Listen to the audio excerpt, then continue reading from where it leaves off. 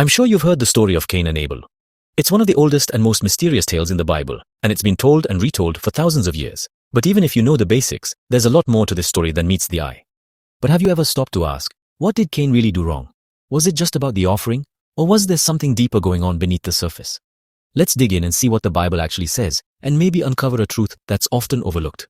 Genesis 4 tells us Cain brought an offering from the ground, the fruits of his labor as a farmer, while Abel brought the firstborn of his flock, the very best of his sheep.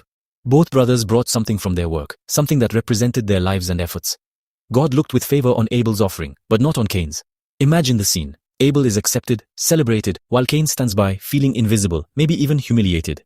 Here's the twist. The Bible never actually says Cain's offering was bad. It doesn't say he brought rotten fruit or held anything back. In fact, on the outside, Cain did everything right. He brought an offering, just like his brother.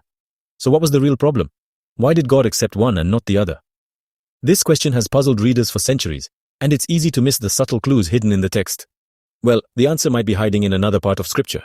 Sometimes the Bible explains itself if you know where to look.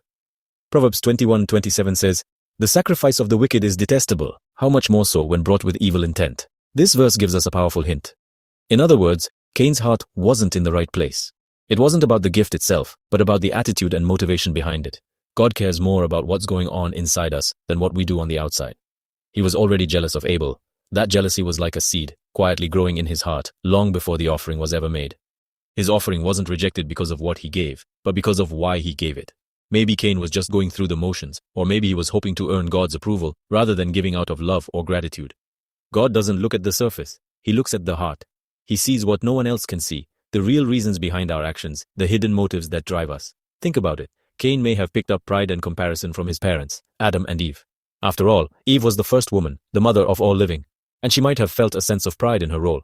Maybe Cain inherited that sense of wanting to be first, to be recognized, to be special.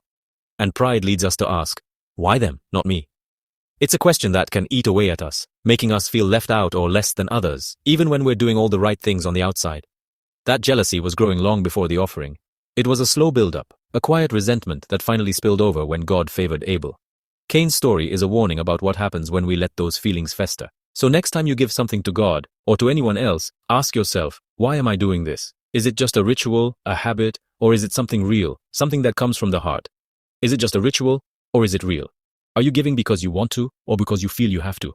Are you hoping to impress others, or are you truly grateful? God doesn't want your stuff. He wants your heart.